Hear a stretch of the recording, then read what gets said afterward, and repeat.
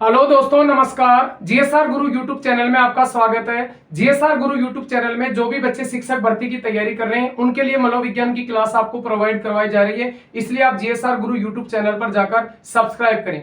आज आपका टॉपिक चल रहा है वो बाल विकास है, जिसका पार्ट नंबर 1 पढ़ रहे हैं। देखो, सबसे पहला क्वेश्चन तो क्या है कि बाल विकास क्या होता है। कि बाल विकास में बालक का जन्म से लेकर बालक की वृद्धावस्था तक का क्या किया जाता है, अध्ययन किया जाता है। ठीक है, कई मनोवैज्ञानिकों के अनुसार गर्भावस्था से लेकर वृद्धावस्था या मृत्यु तक भी बालक का इसमें अध्ययन किया जाता है। यानी बालक के जन्म पूर्व की पहली अवस्था होती है गर्भावस्था, उसके बाद जन्म के बाद की पहली अवस्था होती है वो शेषावस्था होती है, उसके बाद बाल्यावस्था, किशोरावस्था और बालक की आती है युवावस्था। आज बात कर रहे हैं बाल विकास। बाल विकास क्या होता है। सबसे पहला क्वेश्चन है कि बाल विकास का सर्वप्रथम अध्ययन करने वाले मनोवैज्ञानिक कौन थे। तो आपको याद रखना है, एक तो मनोवैज्ञानिक थे जॉन लॉक और दूसरा था थॉमस होब्स। देखो, जॉन लॉक और थॉमस होब्स दोनों ने बाल विकास का सर्वप्रथम अध्ययन किया, लेकिन जॉन लॉक ने अपनी पुत्री एना लॉक पर प्रयोग किया था। कई बार क्वेश्चन पूछा है कि बाल विकास पर सर्वप्रथम अध्ययन करने वाले मनोवैज्ञानिक कौन है। तो आपको याद रखना है जॉन लॉक और थॉमस होब्स, जो जॉन लॉक ने अपनी पुत्री एना लॉक पर ही प्रयोग किया था। इसके बाद सेकंड क्वेश्चन आता है कि बाल विकास का वैज्ञानिक अध्ययन सर्वप्रथम किसने किया। देखो, क्वेश्चन को समझना है कि बाल विकास का सर्वप्रथम अध्ययन तो जॉन लॉक और थॉमस होब्स ने किया,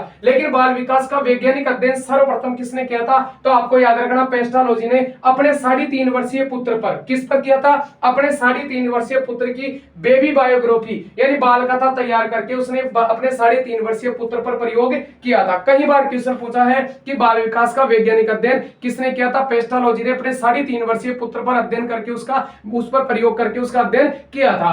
इसके बाद क्वेश्चन आता है कि बाल विकास का क्रमबद्ध रूप से अध्ययन किसने किया। तीनों क्वेश्चन अलग हो गए कि बाल विकास का सर्वप्रथम अध्ययन किसने किया, बाल विकास का वैज्ञानिक अध्ययन किसने किया और बाल विकास का क्रमबद्ध रूप से अध्ययन किसने किया। तो क्रमबद्ध अध्ययन किसने किया था, स्टैनले हॉल ने किया था। स्टैनले हॉल को बाल विकास का जनक भी कहा जाता है। कई बार क्वेश्चन पूछा है कि अपनी मनोविज्ञान का जनक तो आपको पता है अरस्तु को कहते हैं और मनोविज्ञान की जननी दर्शन शास्त्र को कहते हैं, लेकिन शिक्षा मनोविज्ञान का जनक थॉर्नडाइक को कहते हैं। उसी प्रकार बाल मनोविज्ञान का जनक है वो किसको कहते हैं, आपके स्टैनले हॉल को कहते हैं। कई बार क्वेश्चन पूछा है कि बाल विकास का जनक किसको कहते हैं, स्टैनले हॉल को कहते हैं। इसके बाद अगला क्वेश्चन है किशोरावस्था का जनक भी किसको कहते हैं, स्टैनले हॉल को, क्योंकि किशोरावस्था स्टोनोसेंस शब्द स्टोनोसेंस सबसे बना है जो परिपक्वता की ओर इसका अर्थ होता है। और ये पुस्तक भी किसकी थी, 1904 में इसका प्रतिपादन किया था, प्रकाशन किया था, स्टैनले हॉल ने किया था। विश्व में पहला बाल अध्ययन आंदोलन अमेरिका में हुआ था। कब हुआ था, 1893 में। उसके प्रतिपादक भी कौन थे, स्टैनले हॉल।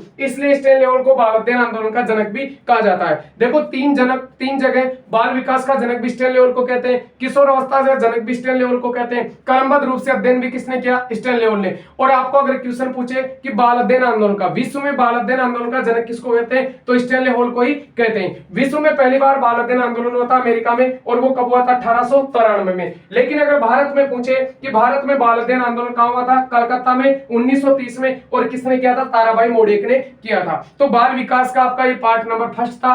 अब इसके बाद इसमें आगे पढ़ेंगे विभिन्न मनोवैज्ञानिकों के अनुसार परिभाषाएं कि बाल विकास की क्या क्या परिभाषाएं दी थी। थैंक यू, धन्यवाद।